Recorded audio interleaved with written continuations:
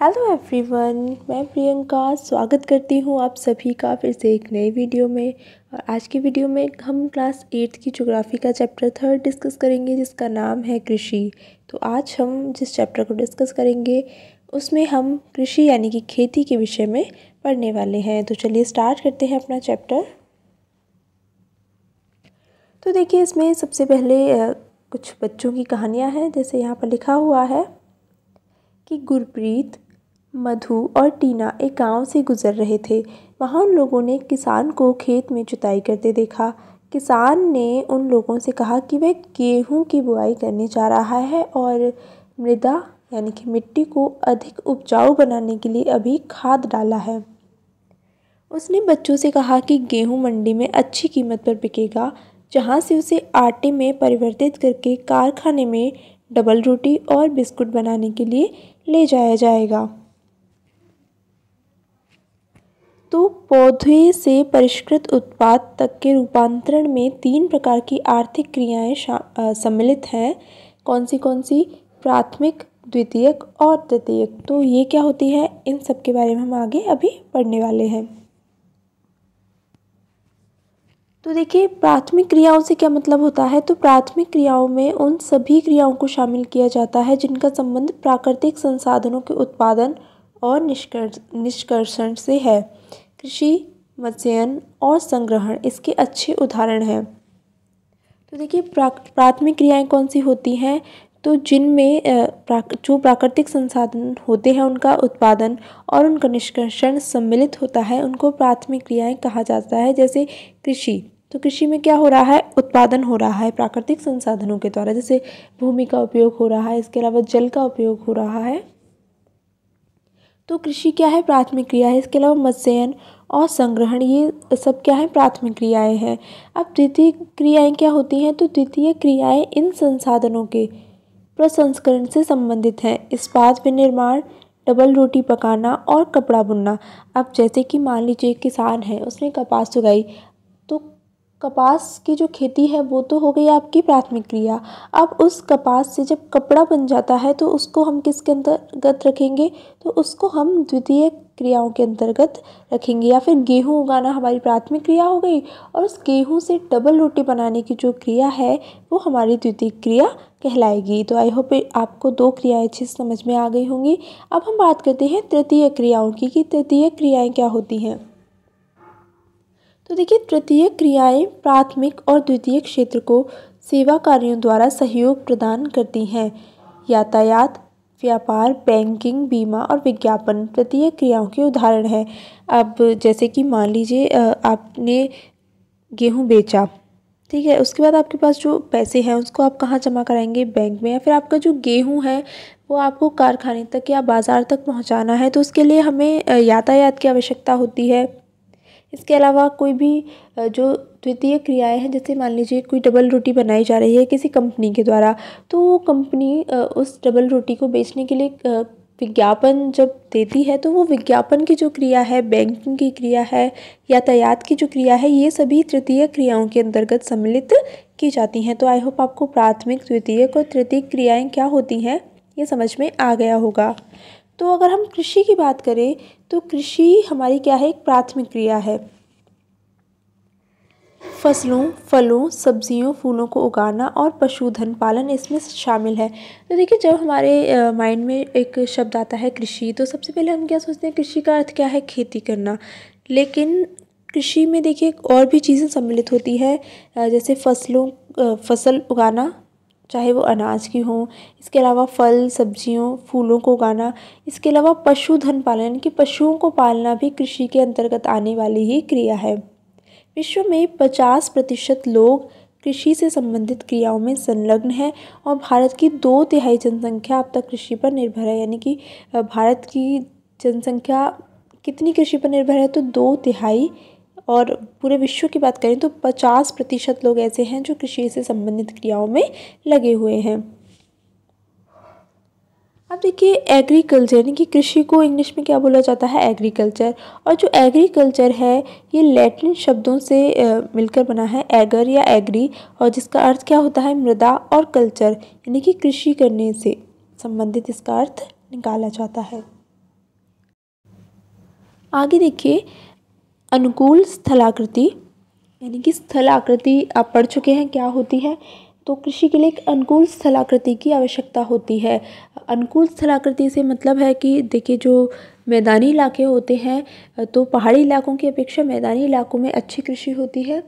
इसके अलावा मृदा, यानी कि मिट्टी भी अच्छी होनी चाहिए, और जलवायु, ये तीनों चीज़ें क्या है, कृषि के क्रियाकलाप के लिए अनिवार्य हैं। जिस भूमि पर फसलें उगाई जाती हैं वो कृषिगत भूमि कहलाती है। आप मानचित्र में देख सकते हैं, यानी कि आगे मानचित्र दिया हुआ है। तो यहाँ दिखाया गया है कि कृषि के जो क्रियाकलाप है वो विश्व के उन्हीं प्रदेशों में संकेंद्रित हैं जहाँ फसल उगाने के लिए उपयुक्त कारक विद्यमान है। तो देखिए, ये वर्ल्ड का मैप है।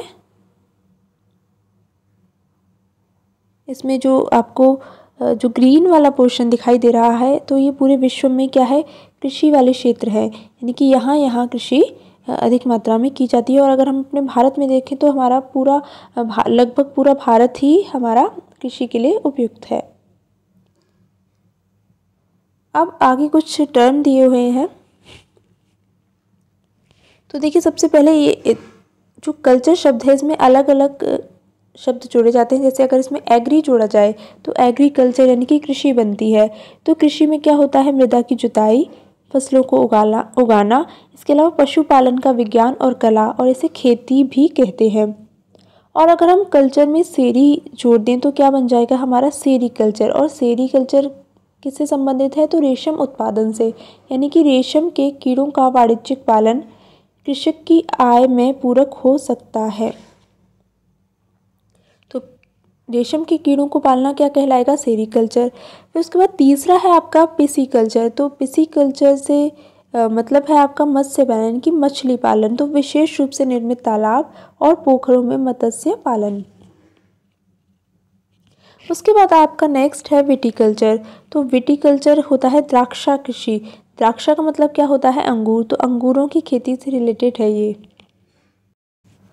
और अगला है हमारा हॉर्टिकल्चर। तो हॉर्टिकल्चर का अर्थ होता है यहाँ पर उद्यान कृषि। तो उद्यान कृषि यानी कि सब्जियों, फूलों और फलों को उगाना, और किसके लिए, वाणिज्यिक उपयोग के लिए, यानी कि व्यापार के लिए। जब हम सब्जी, फूल और फल उगाते हैं तो उसे हॉर्टिकल्चर कहा जाता है।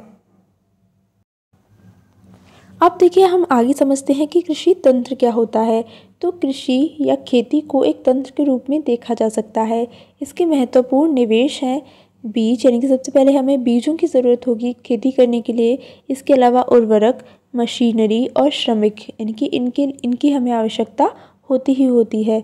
उसके बाद देखिए आगे, जुताई, बुआई, सिंचाई, निराई और कटाई, इसकी कुछ संक्रियाएँ हैं, यानी कि ये कुछ क्रियाएं हैं जो कि कृषि के लिए आवश्यक हैं।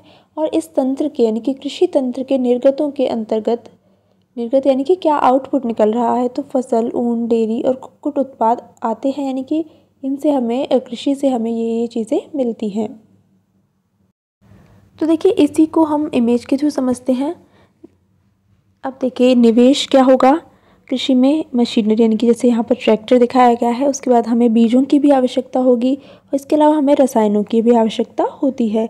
अब प्रक्रम में क्या आ जाता है, तो आपकी जुताई, बुआई और छिड़काव, ये सारी चीज़ें कृषि प्रक्रम के अंतर्गत सम्मिलित की जाती हैं। और निर्गत क्या निकलता है, तो हमारी जो फसल हमें प्राप्त होती है खेत से, वो आपका निर्गत में आ जाएगा। अब अगर हम भौतिक निवेश की बात करें तो भौतिक निवेश में आपका सूर्य का प्रकाश, वर्षा, तापमान, मृदा, ढाल, ये सारी चीज़ें आ जाती हैं। और अगर हम मानवीय निवेश की बात करें तो मानवीय निवेश में आपका देखिए श्रम आ जाएगा, भंडारण आ जाएगा, मशीनरी और रसायन, ये सारी चीज़ें मानवीय निवेश में आ जाती हैं। और भौतिक निवेश में आपके जो हमें प्राकृतिक चीज़ें मिल रही हैं वो आपकी भौतिक निवेश के अंतर्गत आ जाएंगी। अब देखिए, एक टर्म है जैविक कृषि। तो जैविक कृषि क्या होता है, तो इस प्रकार की कृषि में रासायनिक खादों के स्थान पर जैविक खाद और प्राकृतिक कीटनाशी का उपयोग किया जाता है, यानी कि रासायनिक खादों का इस्तेमाल इसमें नहीं होता है, प्राकृतिक खाद का और प्राकृतिक कीटनाशी का उपयोग होता है।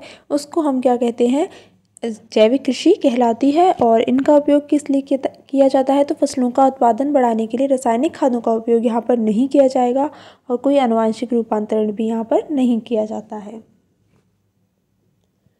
अब हम बात करते हैं कृषि के प्रकारों की। तो पूरे विश्व में जो कृषि है वो अलग अलग तरीक़ों से की जाती है। जैसे देखिए, भौगोलिक दशाओं, उत्पाद की मांग, श्रम और प्रौद्योगिकी के स्तर के आधार पर कृषि के दो मुख्य प्रकार हैं, निर्वाह कृषि और वाणिज्यिक कृषि। तो सबसे पहले हम निर्वाह कृषि को पढ़ते हैं। तो देखिए, जो निर्वाह कृषि होती है वो जो कृषक का परिवार होता है उसकी आवश्यकताओं को पूरा करने के लिए की जाती है। पारंपरिक रूप से कम उपज प्राप्त करने के लिए निम्न स्तरीय प्रौद्योगिकी और पारिवारिक श्रम का ही उपयोग किया जाता है। और फिर ये जो निर्वाह कृषि है इसे भी दो भागों में बांटा गया है।